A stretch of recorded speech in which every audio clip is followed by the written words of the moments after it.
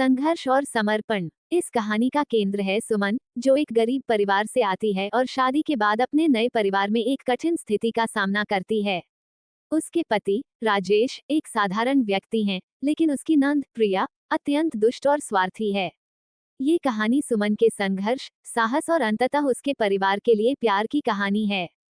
सुमन की शादी एक छोटे से गांव में होती है। उसके माता पिता ने मेहनत मशक्कत करके अपनी बेटी की शादी के लिए थोड़ा बहुत बचाया था। शादी का माहौल धूमधाम से भरा हुआ था। सुमन ने सपने में भी नहीं सोचा था कि उसकी नई जिंदगी इतनी कठिन होगी। शादी के बाद जब सुमन अपने नए घर पहुंची, तो उसे राजेश का प्यार और सम्मान मिला। लेकिन प्रिया, जो राजेश की बहन थी, उसे देखकर बहुत जलती थी। प्रिया का स्वभाव हमेशा से ही दुष्ट और स्वार्थी रहा था। उसने सुमन के प्रति ईर्ष्या का प्रदर्शन शुरू कर दिया। सुमन ने नई जिंदगी में कदम रखा, लेकिन प्रिया की साजिशें शुरू हो गईं।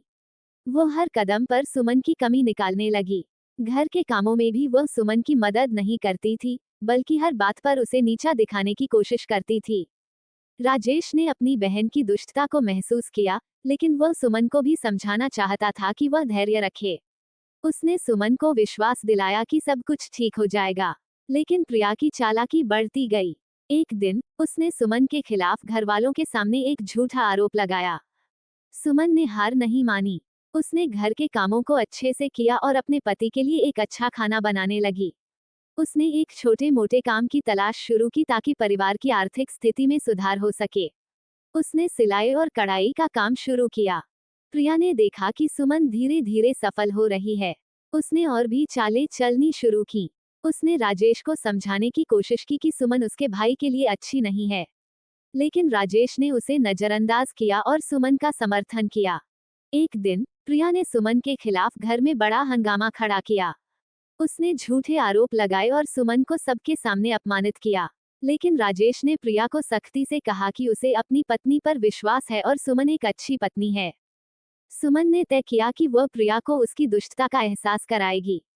उसने अपने काम में और मेहनत करना शुरू किया। धीरे धीरे उसकी कमाई बढ़ने लगी। सुमन ने सोचा कि अगर वह अपने पति और परिवार को खुश रख सकेगी, तो प्रिया की बुरी नजरें खत्म होंगी। सुमन की मेहनत रंग लाई। घर में खुशहाली आने लगी। राजेश ने सुमन की कड़ी मेहनत की तारीफ की। धीरे धीरे प्रिया को एहसास हुआ कि सुमन ने उसकी बुराइयों को नजरअंदाज कर दिया है। एक दिन प्रिया ने सुमन से माफी मांगी। उसने कहा कि वह उसकी सफलता से ईर्ष्या करती थी। सुमन ने उसे माफ कर दिया और कहा कि परिवार में प्रेम और एकता जरूरी है। प्रिया ने भी अपने रवैये में बदलाव लाने का प्रयास किया। समय बीतने के साथ सुमन और प्रिया के बीच एक नई दोस्ती का आरंभ हुआ। सुमन ने प्रिया को अपने काम में मदद करने का प्रस्ताव दिया। दोनों ने मिलकर सिलाई और कढ़ाई का एक छोटा सा व्यवसाय शुरू किया। सुमन की मेहनत और राजेश का समर्थन आखिरकार रंग लाया। पूरे परिवार में एकता और प्रेम बढ़ा। प्रिया ने अपनी दुष्टता को छोड़कर एक नई शुरुआत की।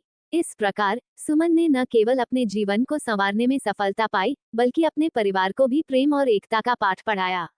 ये कहानी है साहस, संघर्ष और प्रेम की, जो हर मुश्किल के बाद एक नई सुबह लाती है। सुमन की कहानी हमें ये सिखाती है कि कठिनाइयां और चुनौतियां जीवन का हिस्सा हैं, लेकिन साहस और समर्पण से हम हर बाधा को पार कर सकते हैं।